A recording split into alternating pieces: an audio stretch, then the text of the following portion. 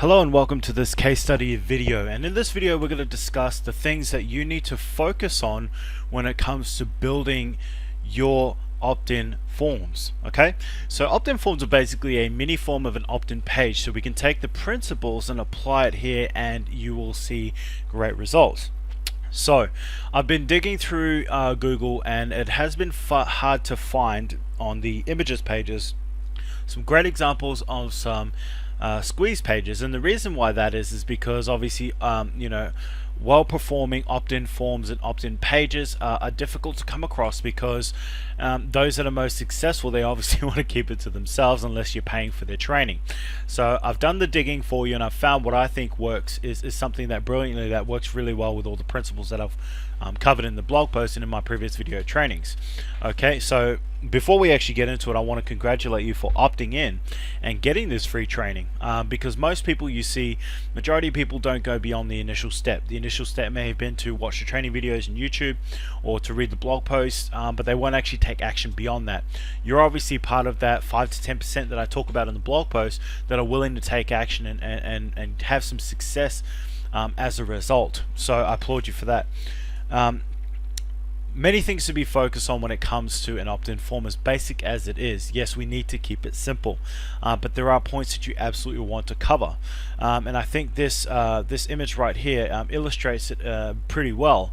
There are a couple of things that I will change, and we'll discuss that pretty soon, and we will go through another example as well that I think is very different from what we discussed, but it also covers a point that I want to bring across.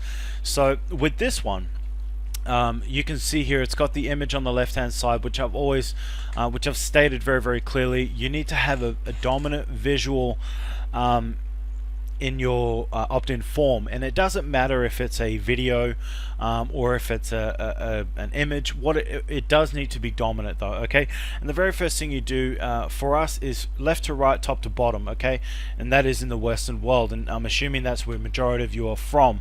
And so you can see this form is not necessarily at the top, it's not necessarily at the bottom, but it is a dominant feature. It's something that draws your attention immediately, and then it's got the arrows pointing smartly to the opt-in form on the right hand side here. So that's a tick in my box. The download here and your free PDF, I don't think those are necessary, because if you were to click on the download now, it wouldn't let you anyway until you put in your name and your email address. So for me, that's a cross. The arrows, I don't feel that they're all that necessary. Tests have been done to show that they're not as important as they were initially made out to be. So yeah, probably when the very first thing that came out, it probably really stood out and everyone thought this is awesome, it grabs attention. Not so much anymore. I think most things that kind of thing is sort of worn off, and the basic principles have been what have stuck around. You see a benefit and a action on the form here. There are a couple of things I would remove, and this is very nitpicky, but I would remove the subscribe and put in enter your name and email address, because that's what they're asking for here, as opposed to the subscribe button. I'd remove that full stop and make it one big sentence. I might even put it in quotations, so that people feel like it's a direct quote as opposed to an actual headline. I don't think you need to put in another thing up here where it says free ebook, squeeze page, template, demo, or example. You don't need that. That's just reiterating what you've already got here. So there's a few things that are just happening a little bit too much here. This first line here can be removed. This PDF thing here can be removed. I think majority of people can see this ebook and realize, based on the title, that yes, it is in fact an ebook. Okay. And the download now, I mean, that's already covered on this point across here.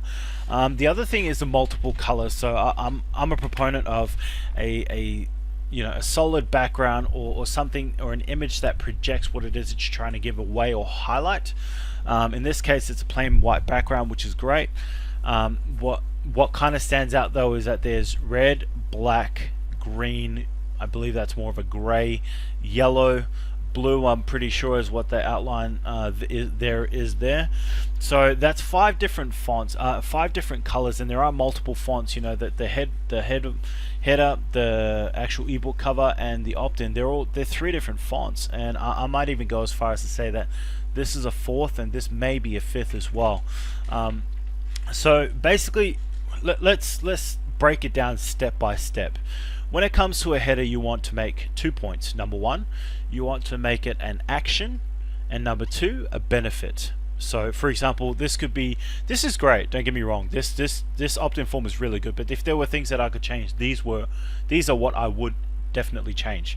And that would be free ebook squeeze page template. By entering, simply click or simply put in your name and email address below to get a free ebook squeeze page template. Okay. Number two, you want a predominant visual, which they've covered here, but then they've kind of ruined it by adding in this this PDF form here, as well as the download now button, which is actually already covered here. So you want a dominant visual, whether it be a PDF, an ebook, video, whatever the case may be. A lot of people have shown that they've got more success with video, but I can tell you that especially on an opt-in form, that a ebook and a PDF report or a guide works just as well. Okay, so the other thing is the enter your details here is fine, because it already covers why you should up here. The arrows you don't necessarily need. People kind of know where they need to go and put in their name and email address.